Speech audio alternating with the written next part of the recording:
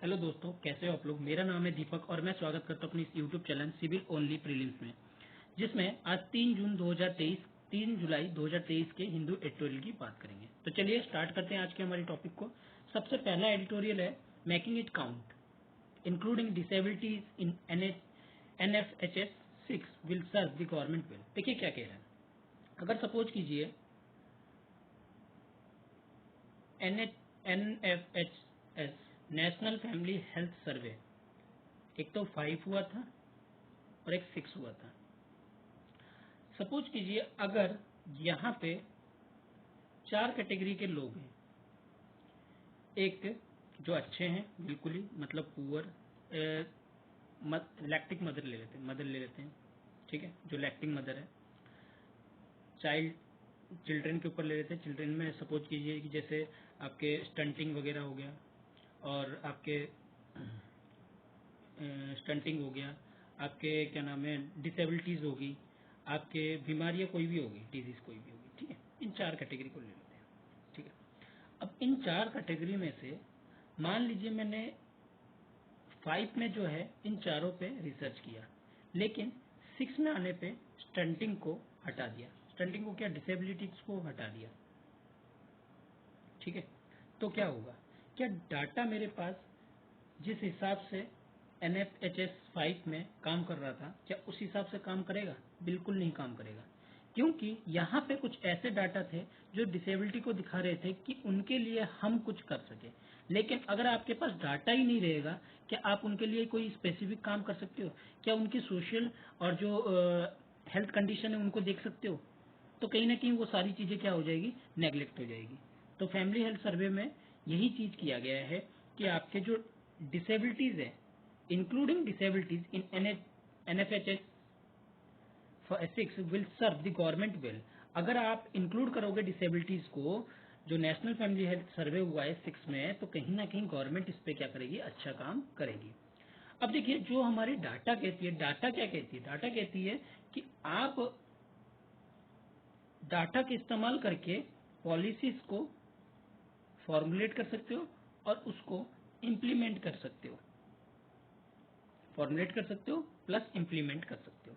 लेकिन अगर आपके पास डाटा ही नहीं रहे तो क्या होगा, तो ये कहीं ना कहीं प्रॉब्लमेटिक सिचुएशन बनेगी, और कहीं ना कहीं गवर्नमेंट की पॉलिसीज, वेलफेयर पॉलिसीज के ऊपर एक क्वेश्चन मार्क भी रखेगी। तो ये क्या करता है, जो अलग अलग पैरामीटर है, ठीक है, कंट्री के अलग अलग पैरामीटर को डाटा क्या करता है, एनालाइज करता है और गवर्नमेंट के सामने रखता है, ताकि वो इन डाटा का इस्तेमाल करके लोगों के वेलफेयर पॉलिसीज के लिए बेटर जो तरीका है वो अपना सके, ठीक है। अगर हम बात करें गवर्नमेंट, यूनियन गवर्नमेंट की, उन्होंने अभी क्या किया है, जो डिसेबिलिटी स्पेसिफिक क्वेश्चन है उसको नेशनल फैमिली हेल्थ सर्वे से कहीं ना कहीं आउट कर दिया है, यानी कि हटा दिया है इस तरह के क्वेश्चन को। तो क्या हुआ, अगर आप इस तरह के क्वेश्चंस को हटा दोगे तो एक जो सर्वे होना था, एक आप कहते हो कि एक नेशनल फैमिली हेल्थ सर्वे हम लोग एक वाइड रेंज पे सर्वे कराते हैं, लेकिन आप इन क्वेश्चनों को हटा दोगे तो आप उन सेक्शन के लिए, जो डिसेबिलिटी सेक्शन है, उनके लिए क्या काम करोगे, मतलब उनके लिए आप उनके जो पॉलिसीज फॉर्मुलेशन है उनके ऊपर क्या काम करोगे। तो ये कहीं ना कहीं क्वेश्चन मार्क बनता जा रहा है। जो डिलीशन की है, जो डिलीट की है इन चीज़ों में, ये कहीं ना कहीं ये समझने को करता है कि आप कहीं ना कहीं एक क्वेश्चन मार्क छोड़ रहे हो किस पे, जो लिव एंड नीड बेटर, जो एक अच्छे जिंदगी जी सकते हैं, उनके ऊपर कहीं ना कहीं एक क्वेश्चन मार्क छोड़ रहे हो, और ये एक क्या होगा, सीरियस जो है प्रॉब्लम क्रिएट बनेगा। अगर हम 2011 की बात करें तो ये डिसेबिलिटीज जो हमारे कंट्रीज में थी, कितनी थी, 2.68 करोड़, ठीक है। जो एक बात बताती है कि हमारे यहाँ पे कुछ, अगर 140 करोड़ की आबादी है तो उसमें यानी कि 1% जो है, सपोज कीजिए 1% ही, 1% भी नहीं है, ये तो और भी कम है, 1% अगर आप नेग्लेक्ट कर लोगे तो इन सेक्शन का होगा क्या, इन सेक्शन, ये सेक्शन करेंगे कि ये वैसी ही डिसेबिलिटीज है, ये और ही ज़्यादा जो इनकी कंडीशन है ख़राब है, और आप इनको ही नेग्लेक्ट कर दोगे, इनके लिए पॉलिसीज़ के लिए कुछ नहीं होगा, तो क्या होगा, आगे प्रॉब्लम क्रिएट होगी। तो क्या कहना चाहिए, एक सैंपल रजिस्ट्रेशन सर्वे 76 राउंड की कंडक्ट किया जाता है जुलाई और दिसंबर 2018 में। ठीक है, जब ये कंडक्ट किया गया, इसने स्पेसिफिक इंफॉर्मेशन दिया जो इसके रॉ डाटा है। ठीक है, रॉ डाटा के जो एक क्या हुआ पब्लिक डोमेन में अवेलेबल किया गया। ये क्या करता है, जो डिसेबिलिटी डाटा है उसको रिकॉर्ड करने का काम करता है। लेकिन ये चेंज जो होता है आपका कहीं ना कहीं कुछ ना कुछ गड़बड़ इसमें पाई जाती है। अब उसके बारे में आगे इसमें डिटेल बताया गया है। जब आप एक डाटा जो डिसेबिलिटी का है, जो एक मार्जिनल सेक्शन में काउंट होता है, उसकी अगर बात करो तो the count of 6.1 lakh sample household that NFHS realise that will make data set truly represent. यानी कि इतने लोग कहते हैं कि जो NFHS की जो डाटा है वो कहीं ना कहीं रिलेक्टेंट है और कहीं ना कहीं अच्छी है। अगर इनसे रिलेटेड क्वेश्चंस को आप नेशनल फैमिली हेल्थ सर्वे से हटा दोगे तो क्या हो जाएगा, थोड़ी प्रॉब्लम हो जाएगी। तो इसमें जो है वैल्यूएबल स्पेसिफिक जो क्वेश्चन है डिसेबिलिटीज के ऊपर, उनको ही आपने क्या किया है, हटा दिया है। उनको इलेबोरेटेड करना चाहिए आपको, कहीं ना कहीं आपको उस चीज को बढ़ाना चाहिए। हम मानते हैं कि SRS जो आपका रजिस्ट्रेशन जो है, सॉरी, ये जो आपका सैंपल रजिस्ट्रेशन सर्वे जो है वो एक अच्छा काम कर रही है मार्केट में, इनको बनाए रखने में। डिसेबिलिटीज को हो गया या एजुकेशन लेवल को हो गया या आपकी living arrangement, care giver, certificate of disabilities, accessibility, unemployment, सभी को भी बनाए के रखने की ठीक है। लेकिन अगर नेशनल फैमिली हेल्थ सर्वे की बात करें, वो कहीं ना कहीं कॉम्प्रहेंसिव क्वेश्चन देता है। किसके ऊपर क्वेश्चन, देखिए अगर आप किसी पे क्वेश्चन पूछ रहे हो कि क्या आपको डिसेबिलिटीज है, और एक डाटा कलेक्ट हो रहा है क्वेश्चन के बेस पे, यानी कि आपसे जो डाटा क्वेश्चन के बेस पे पता किया जाता है, तो आपसे इसमें बहुत सारी और चीजें जो है निकल के आती है। तो ये क्या बताता है, ये NFHS जो डाटा है वो कहीं ना कहीं हेल्थ न्यूट्रिशन की बात करता है, हेल्थ स्कीम की बात करता है, इंश्योरेंस की बात करता है, सेक्सुअल बिहेवियर की बात करता है, एबिलिटी ऑफ फैमिली प्लानिंग की बात करता है, कॉन्ट्रासेप्शन की बात करता है, domestic violence, household amenities, possession, lifestyle, access drinking water, toilet, सूची कितना सारा इसमें इंक्लूड किया गया है। और आप जब एक डिसेबिलिटीज पर्सन से इतनी सारी चीजों के बारे में पता करते हो, तो एक ओवरव्यू जो डाटा का निकल के आता है, एक वाइड रेंज की जो डाटा है वो कहीं ना कहीं यहाँ से निकल के आता है। तो हम ये कह सकते हैं जो नेशनल फैमिली हेल्थ सर्वे है वो कहीं ना कहीं एक अच्छा प्रोडक्टिव जो डाटा जो है वो हमें प्रोवाइड करा रही है डिसेबिलिटी सेक्शन से। तो हमें क्या करना चाहिए, इनके रेंज को कहीं ना कहीं और बढ़ाना चाहिए, ये नहीं कि उनको हटा देना चाहिए। और इससे रिलेटेड क्वेश्चंस को हमें ऐड करना चाहिए डिसेबिलिटी से, उनकी ट्रेनिंग फील्ड स्टाफ से, क्योंकि अगर जस्टिफाई ठीक तरीके से नहीं होगी, अगर हर एक सेक्शन की जस्टिफाई ठीक तरीके से नहीं होगी, तो कहीं ना कहीं हमारी सिग्निफिकेंस जो होगी इसकी खत्म होती चली जाएगी। इसकी सिग्निफिकेंस बनाए रखने के लिए हमें क्या करना पड़ेगा, जस्टिफाई हर एक सेक्शन का ठीक तरीके से करना पड़ेगा।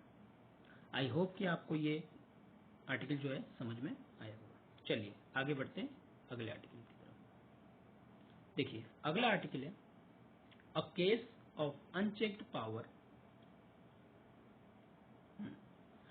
Power to restrict e free speech. देखिए ई फ्री स्पीच क्या होता है, अगर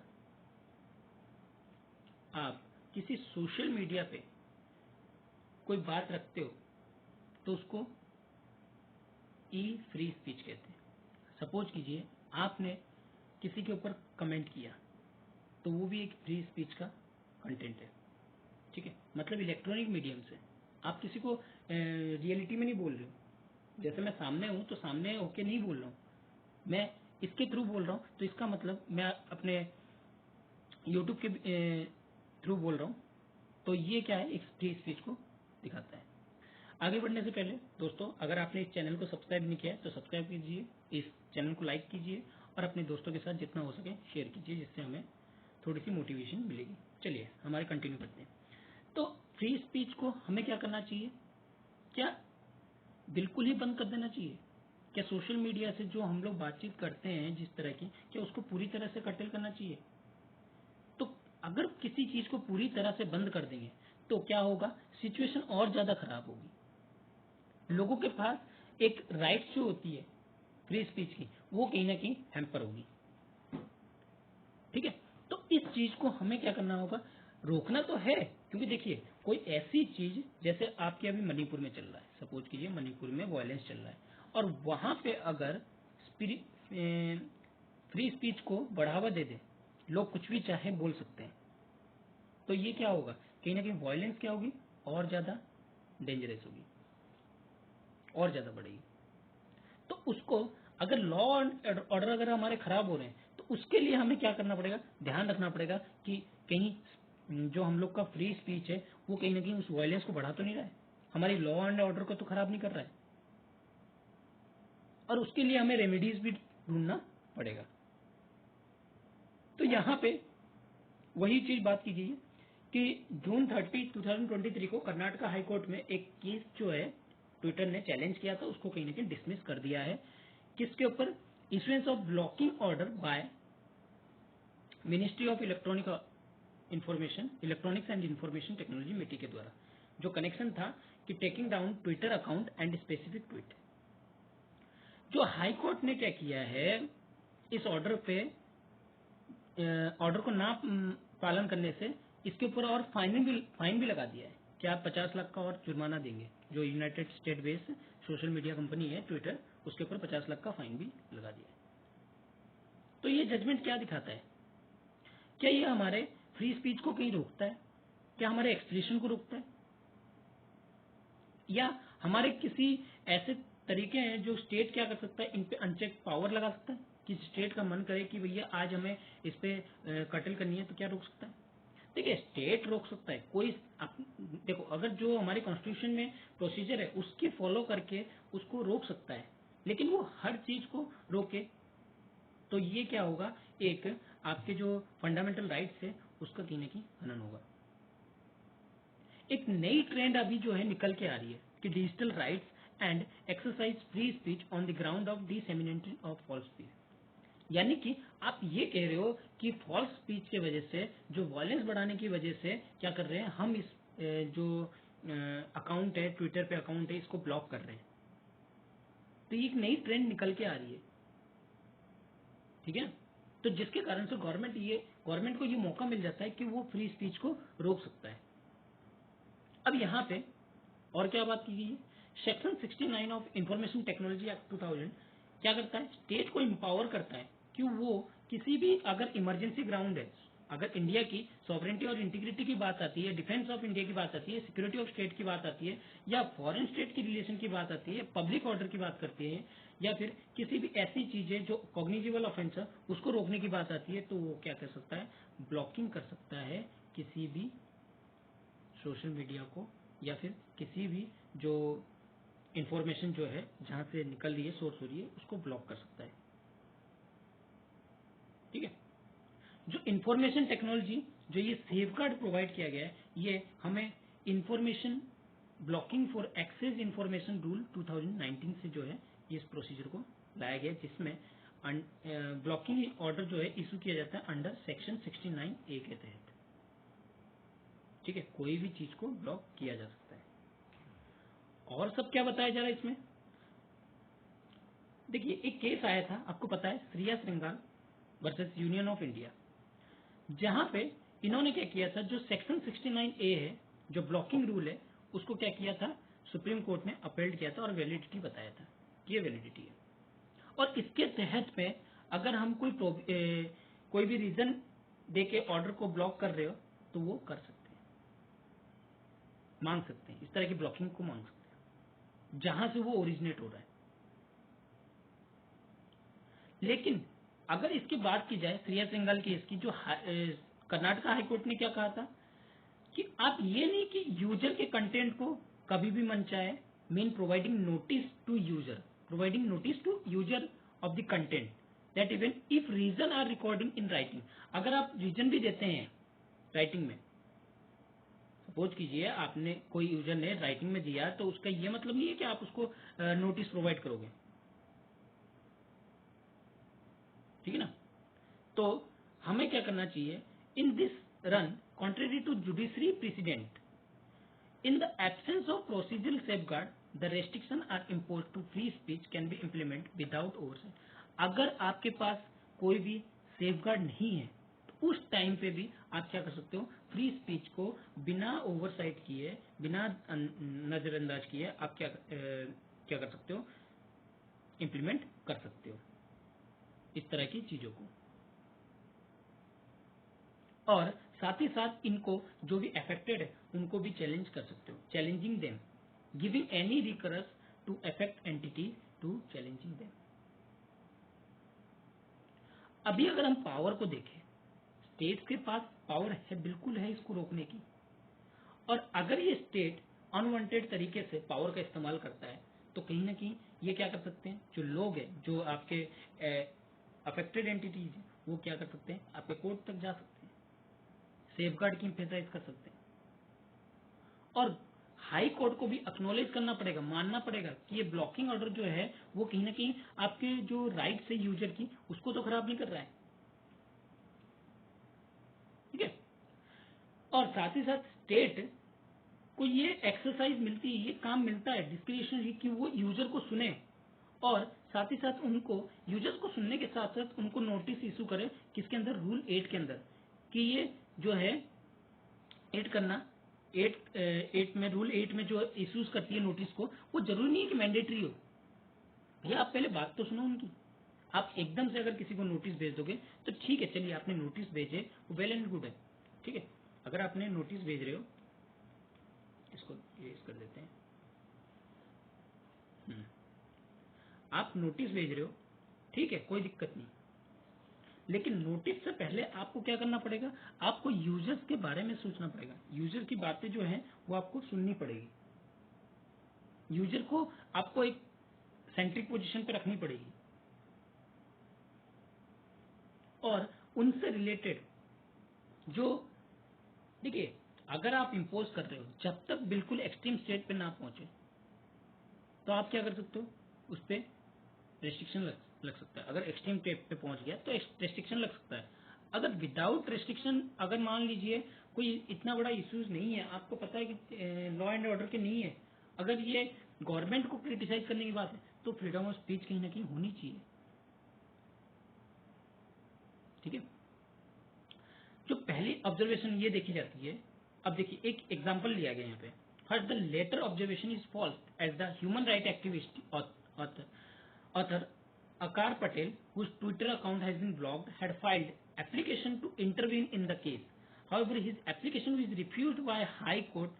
जो second case देखा गया, the view of High Court that user need identify for notice given and Twitter must provide this information divorce from reality when it come application blocking rule. देखिए क्या बताया जा रहा है।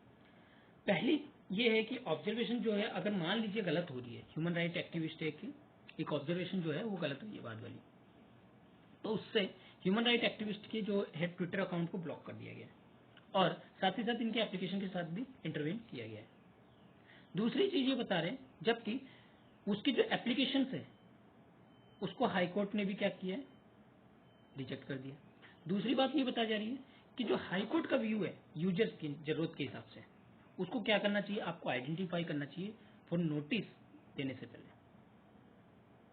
और साथ में ट्विटर को ये इंफॉर्मेशन प्रोवाइड होना चाहिए कि वो रियलिटी में उस एप्लीकेशन, वो जो एप्लीकेशन में है उसको ब्लॉकिंग भी करना चाहिए। और मीटी जो है इस चीज को कॉन्फिडेंटली तरीके से देखता भी रहता है रूल 16 के अंडर में, ब्लॉकिंग रूल के अंडर में, to deny blocking order to originated content, जिससे कि ये भी कह सकता है कि भैया ये अगर जरूरी नहीं है तो ब्लॉकिंग कर सकते हो, या सॉरी ये अगर जरूरी है तो ब्लॉकिंग कर सकते हो, ठीक है। तो ये सारी चीजें जो है कहीं ना कहीं अफेक्ट करती है। अगर हम फ्री स्पीच की बात करें, रीजनेबल रिस्ट्रिक्शन जो फंडामेंटल राइट की फ्री स्पीच पे है, वो 8 स्पेसिफिकली इनुमरेटेड ग्राउंड किस पे, आर्टिकल 19 सब क्लोज 2 कॉन्स्टिट्यूशन में। हमारे कॉन्स्टिट्यूशन में जो आर्टिकल 19 सब क्लॉज 2 है उसमें अच्छी तरह से ग्राउंड्स दिए गए कि आप इन रीजनेबल रिस्ट्रिक्शन जो है लगा सकते हो। और श्रेय सिंगल केस में भी ब्लॉकिंग की बात की गई है सेक्शन 69 और ब्लॉकिंग रूल्स के हिसाब से जो ये ग्राउंड है उन्हीं पे ही आप सिर्फ क्या कर सकते हो, ब्लॉकिंग कर सकते हो। लेकिन जब हाई कोर्ट क्या कर सकते हैं, high court reproduction of certain portion, और हाई कोर्ट भी क्या कर सकती है, कुछ ऐसे पोर्शंस को निकाल सकती है जिससे कि आप क्या कर सकते हो, ब्लॉकिंग कर सकते हो। किसके थ्रू, अपने जजमेंट के थ्रू। और उसका रीजन भी दे सकता है कि किस वजह से, जैसे कि आपके फेक न्यूज अगर बढ़ रहे हैं या मिस इन्फॉर्मेशन अगर आपके बढ़ रहे हैं, ठीक है, फेक न्यूज वगैरह बढ़ रहे हैं, मिस इन्फॉर्मेशन बढ़ रहे हैं, तो उन चीजों पे अगर पब्लिक ऑर्डर या कोई भी खतरा होता है देश की सिक्योरिटी ऑफ स्टेट पे, तो आप क्या कर सकते हो, ब्लॉकिंग कर सकते हो। देखिए, मिस इन्फॉर्मेशन और फेक न्यूज ये फ्री स्पीच के ग्राउंड में नहीं आते हैं, ठीक है ना, ये फ्री स्पीच के ग्राउंड में नहीं आते। इंपॉर्टेंट हो जाता है एक प्रीलिम्स के लिए, क्वेश्चन के लिए।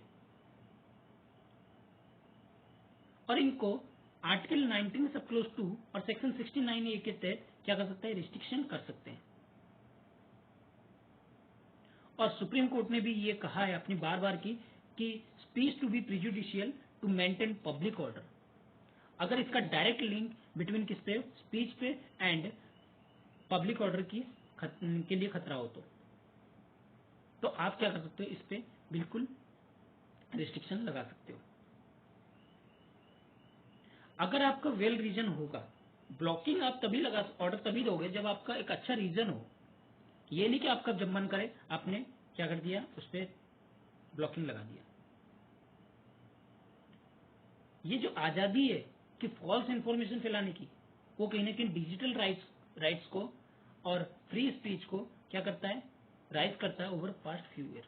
मतलब कुछ सालों से इसका जो है इंफॉर्मेशन जो है, फॉल्स इंफॉर्मेशन का जो डिजिटल राइट्स जो है हमारे, डिजिटल राइट्स का ऑब्स्ट्रक्शन पे, ये कहीं ना कहीं बढ़ रहा है। अभी अगर हम बात करें जिस तरह की, जैसे कि आप मणिपुर में देख रहे हो, मैंने अभी एग्जांपल भी लिया था कि इंटरनेट को शट डाउन किया गया ताकि मिस इन्फॉर्मेशन या फॉल्स स्पीच जो है वो नहीं फैले। तो इस तरह की रेस्ट्रिक्शन जो है फेक न्यूज पे आप लगा सकते हो, ताकि ये देश का सवाल है, यहाँ पे इंटीग्रिटी का सवाल है, ठीक है। तो इसी के बिहार पे द हाई कोर्ट ने क्या किया है, वो रिजेक्ट किया है ट्विटर के कंटेंशन को, जो section 69A only permit the blocking of specific tweets. जो सेक्शन 69 है केवल परमिट करता है कि एक स्पेसिफिक ट्वीट को आप ब्लॉक कर सकते हो।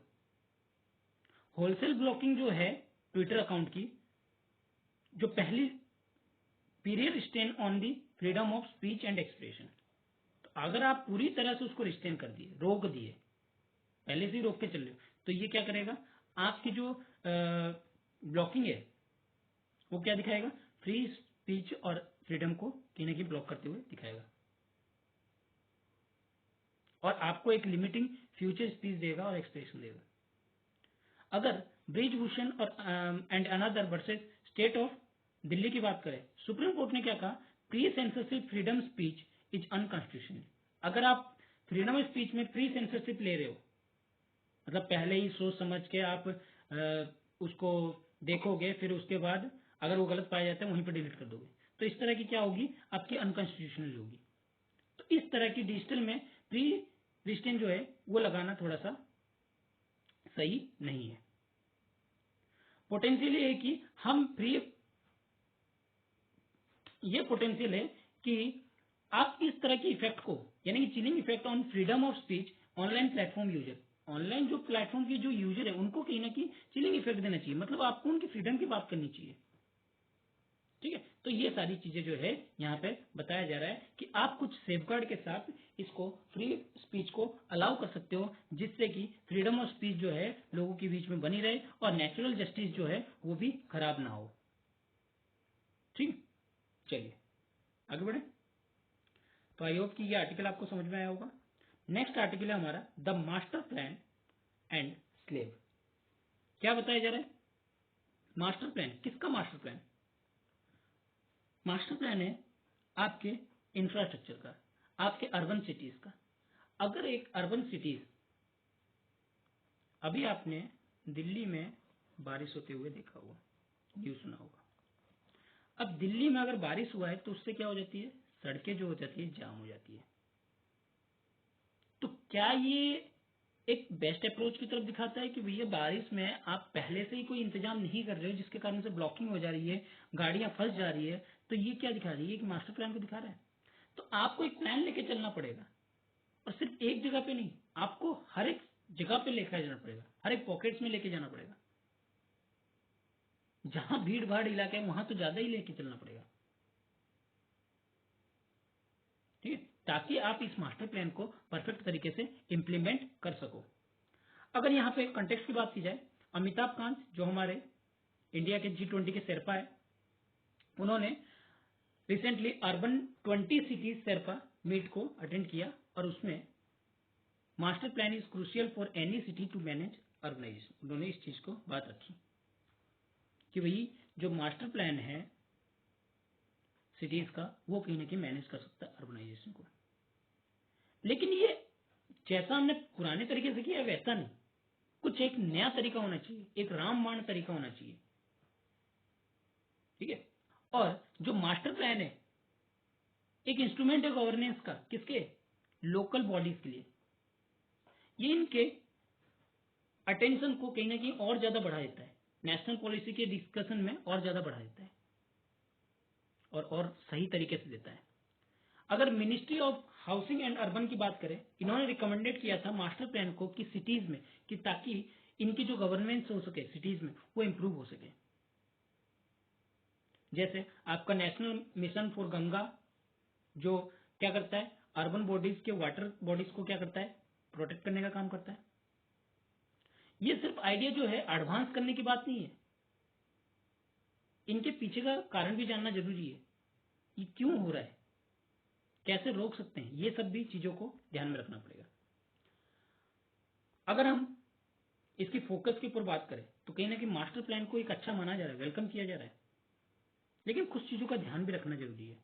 अगर इसमें प्लान की बात की जाए, इसमें बहुत सारी सैनिटेशन चीजों को, इंफ्रास्ट्रक्चर को, सोशल इंक्लूजन को, जो इस पे डिपेंड है इस प्रोग्राम पे, कहीं ना कहीं उनको क्या किया जाने की बात की जा रही है, इंप्रूव करने की बात कर रहे हैं।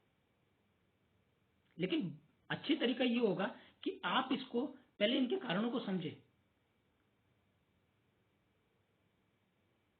ठीक है। बेस्ट तरीका, best ephemeral and incremental as a centrally funded. जब सेंट्रली फंडेड करे तो उस चीज के बारे में पहले सोचे, क्या कुछ चीजें ऐसी तो नहीं है जो छूट रही है हमारे पास इस मास्टर प्लान के हिसाब से, ठीक है। ये जो मास्टर प्लान है, और further complication is that master plan is archaic concept. मतलब ये पुराने कॉन्सेप्ट की तरह हम लेके चल रहे हैं, भैया हर बार हम लेके चलते हैं, लेकिन क्या होता है, ये नहीं बन पाता है। तो यहां पे 4 रीजन दिया गया है इसको परफॉर्मेंस करने का। क्या बताया गया, पहली, मास्टर प्लान इंस्ट्रूमेंटेड डेटेड, एक डेट पे होनी चाहिए। Configuration and rationality of this instrument as well as institutional structure surrounding it, concept, templates, legislation draft on 1950। जो इंस्ट्रूमेंट्स है, जो इंस्टीट्यूशनल स्ट्रक्चर के जो इंस्ट्रूमेंट्स है, उसको कहीं ना कहीं जो 1950s के टाइम पे जिस तरह की ड्राफ्टेड किया गया था, वैसे ही तरीके से कुछ ऐसे ही हम लोग को लेके चलना पड़ेगा, ताकि हम लोग जो चेंजेस कर सके वो अपने पुराने तरीके से नहीं, कुछ नए तरीके से, इनोवेटिव तरीके से हम लोग क्या कर सकते हैं, इस टाउन की प्लानिंग जो है वो कर सकते हैं। ये these were then replicated by the state law, इनको स्टेट लॉ के द्वारा रिप्लीकेट किया जा सकता है टाउन प्लानिंग में, ठीक है ना। अगर हम बात करें ये सारी चीजें क्यों करनी जरूरी है, कहीं ना कहीं ये इन्वायरमेंट को प्रोटेक्शन करता है। अगर हम 1974 का वाटर एक्ट की बात करें, ये पूरा फोकस किस पे कर रहा है, इंडस्ट्रियल पॉल्यूशन पे भी कर रहा है, ठीक है, लीगल पे कर रहा है, इंस्टीट्यूशनल फ्रेमवर्क, मास्टर प्लान पे जो है वो अभी तक चेंज नहीं हुआ है उस तरह के, और आर्किक कॉन्सेप्शन है, मतलब पुराने काल से चला हुआ कॉन्सेप्शन है, जो कि लैंड डेवलपमेंट और अर्बन सर्विस को रैशनैलिटी प्रोवाइड करती है, ठीक है ना। तो इस तरह की कुछ चीजें जो है पहली स्टेप में लानी चाहिए। दूसरी अब बात करें सिंपल होनी चाहिए, स्पेटियल प्लान होनी चाहिए, जिससे कि लैंड यूज अलोकेशन सपोर्ट जो लॉ के द्वारा या डेवलपमेंट कंट्रोल द्वारा रेगुलेशन किया जाए। ये नहीं कि आपने बना तो दी, जैसे सड़क है, सड़क में आपने बना तो दिया, लेकिन इस सड़क बना रहे हो लेकिन उसका देख रेख नहीं हो रहा है। ठीक है, ये भी जरूरी है, विजन भी जरूरी है। तीसरी, spatial vision at the core institutional structure, culture and practice of urban. अब इस पे कोर इंस्टीट्यूशनल स्ट्रक्चर की बात की गई है, कल्चर की बात की गई है, अर्बन लोकल बॉडीज की प्रैक्टिसेस की बात की गई है, जिससे कि वो ये अर्बन सर्विस जो है, प्रोविजन जो है, उसको देख रेख करते रहे और इसके एजेंडा को क्या हो गए, रेगुलरली ग्रो करते रहे। ठीक है, और आइडिया और कंसेप्शन को क्या करते रहे, बढ़ाते रहे, यही रुका ना रहे। ठीक है, जो डिमांड है इनकी, जो नई विजन है, वो कहीं ना कहीं सफर ना हो इनसे। ये जो इनकैपेसिटी और टेंशन है, वो कहीं ना कहीं क्या करते हैं, multitude specialist institutionally response the most recent being outsource project management unit. This response is often short term goal. ये शॉर्ट टर्म गोल हो सकता है। ये जो रिस्पॉन्सिव होती है अक्सर क्या होती है, शॉर्ट टर्म होती है, लेकिन पॉलिटिकल एक्सपेंडियंस। अगर हम आइडियली देखें, इनको हमें लीड करना चाहिए, लेकिन जरूरी नहीं कि ट्रांसफॉर्म हो कि अर्बन इंस्टीट्यूशन कल्चर को ही हम लोग ट्रांसफर करके रख दें। देखिए, हमें अर्बन लोकल बॉडीज को एक मास्टर प्लान के तहत क्या करना है, ट्रांसफॉर्म करना है, सड़कें बनानी है, रोड बनाने हैं, सब कुछ करने। ये नहीं कि हम अपने कल्चर को ही खो दें। ठीक है, ये जरूरी नहीं है हमें कल्चर को खोना। चौथी चीज क्या बता रहे, स्टैट्यूटरी और स्पेटियल नेचर। स्टैट्यूटरी होनी चाहिए, स्पेटियल नेचर होना चाहिए master plan. Specially the spatial associate one such plan that protect water bodies. Water bodies को भी प्रोटेक्ट होना चाहिए। अगर हम बहुत सारे वाटर बॉडीज की प्रोजेक्ट की बात करें, अभी तक बात ही चल रही है और वहां पे फ्लड आते रहते हैं। अगर इस तरह की चीजें जो है, कहीं ना कहीं हमें क्या करना चाहिए, गवर्नमेंट में इमर्ज करनी चाहिए, ताकि वो इन सब चीजों को भी ध्यान में रख सके। जो स्टैट्यूटरी चीजें या स्पेटियल नेचर की जो चीजें हैं, उनको भी ध्यान में रखे। ये नहीं कि आप इंप्लीमेंट तो कर रहे हो, लेकिन उससे क्या हो रहा है, खतरा क्या बढ़ रहा है। मान लीजिए, सपोज कीजिए आपने एक डैम बना दिया, लेकिन वो डैम ने क्या किया, वहां तक के पानी को सीमित कर दिया, लेकिन बाकी एरिया के जो आगे के पानी है, उसको कहीं ना कहीं डाइवर्ट कर रहा है, प्रॉब्लम क्रिएट कर रहा है। तो उस चीज को भी ध्यान में रखना पड़ेगा। जो इंस्ट्रूमेंट है मास्टर प्लान की, उसको री इमेजिन करनी पड़ेगी, जिससे कि अकोमोडेट हो जाए ये जो इमर्जिंग डिमांडेड है या सेंसिबिलिटी जो अर्बन गवर्नेंस की है, उसको भी देख सके। अगर हम क्लोजली इसको देखें तो 65% ऑफ इंडियन अर्बन सेटलमेंट जो है, उनके पास मास्टर प्लान है ही नहीं, नीति आयोग के अनुसार।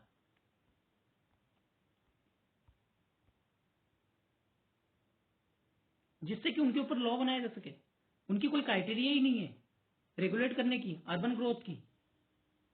इसको हमें एडॉक तरीके से अप्रोच करना पड़ता है, जो कि स्टेट गवर्नमेंट अपनी नोटिफिकेशन द्वारा लेके आती है। तो इसके अलग अलग रीजन हो सकते हैं। Primary lack of human finance resources. अगर हम इस नोटिफिकेशन को मैंडेट कर दे, स्पेटियल अगर डिले कर देंगे, इस तरह की इन सब चीजों से क्या होती है, यही सारी चीज डिले होती है। टाउन प्लानिंग को town planner end up dealing with most urban governance challenging as fait accompli these encroachment on flood plan and example. ठीक है, टाउन प्लानिंग अगर ठीक तरीके से हमारी ना हो तो क्या हो सकती है, प्रॉब्लम हो सकती है। अगर सपोज कीजिए कोई नदी बह रही है और यहीं पे ही हम लोग घर बसाने लग जाए, तो क्या होगा, टाउन प्लानिंग क्या ठीक हो रही है, नहीं हो रही है। तो पता चला बाढ़ आया, एकदम से ही सारे घर को उड़ा ले गया। तो हमें अर्जेंटली इसको रीइमेजिन करना पड़ेगा और हमें इन चीजों को भी ध्यान रखना पड़ेगा अपने मास्टर प्लान्स में, इंस्ट्रूमेंट में, ताकि ये जो पुरानी कॉन्सेप्ट है उस चीज को लिमिट कर सके और साथ ही साथ इंस्टीट्यूशन कल्चर को भी एंट्रेंच कर सके और सर्व कर सके एक्सपेंडेड स्कोप किसके, अर्बन गवर्नेंस को, जिससे कि वो जो है दूरदर्शी हो सके। ये नहीं कि आपकी लॉन्ग टर्म ना हो, ये आपकी शॉर्ट टर्म की सिर्फ ही सोच हो। दूसरी चीज, जरूरी नहीं है कि आप इस चीज को लंबे दूर तक लेके जाए। आप छोटे छोटे प्लान्स बनाओ, छोटे छोटे प्लान्स स्टेप्स। अगर आप छोटे छोटे एकदम से आप बड़े प्लान्स बनाओगे तो प्रॉब्लम क्रिएट होगा। अगर आप छोटे छोटे स्टेप्स लोगे तो वो क्या होगा, ज्यादा आगे तक बढ़ेगा। तो इंडिया के पास एक्सपीरियंस बहुत है इनसे सीखने के लिए। बहुत सारे स्टेट क्या करते हैं, ट्राई करते हैं supplementary to in education of master plan innovative by law. Much of this experiment and understand is however dispersal and is restriction to domain breaks. Scholars have not done well translated information policy thinking. Scholars जो है इसको ठीक तरीके से translate नहीं कर पा रहे कि इन्फॉर्मेशन पॉलिसीज को कैसे लगाया जाए। बहुत सारे स्टेट ये भी ट्राई कर रहे हैं कि हम इन एडुकेंसी जो है मास्टर प्लान में उसको सप्लीमेंट करें, इनोवेशन तरीके से, लॉ के तरीके से हम लेके आए, एक्सपेरिमेंटल तरीके से इसको समझा जाए, लेकिन फिर भी ये धरे के रह जाता है। तीसरी अगर हम बात करें इनकैपेसिटी इन अर्बन प्लानिंग, जो नीति आयोग ने अपनी रिपोर्ट में भी बताया है, और इनके ऊपर कहीं ना कहीं अटेंशन देने की बात की है। जो टाउन प्लानिंग है उनके ऊपर बात की गई है, उनके प्रोफेशनल और एजुकेशन चीजों की बात की गई है। जो एरा है प्लानिटरी अर्बनाइजेशन को, उसको कहीं ना कहीं क्या हमें स्पेटियल प्लानिंग के थ्रू फोकस करना चाहिए और स्पेटियल प्लानिंग के थ्रू एक फ्रेमवर्क बनाना चाहिए इंडिया में। और जो हमारी अभी गति शक्ति और मॉडल रूरल ट्रांसफॉर्मेशन एक्ट जो है रिफ्लेक्ट करती है, उसके साथ कहीं ना कहीं हमें क्या करना चाहिए, इनको इंक्लूड करना चाहिए, ताकि जो हमारी रिमोट एरिया है जो वो लिमिटेड ना हो, उनको भी इस तरह की चीजें जो है मिले।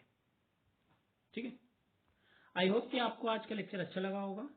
ठीक है, और अगर अच्छा लगा है तो इसको लाइक कीजिए, शेयर कीजिए और सब्सक्राइब करना ना भूलिए। Thank you.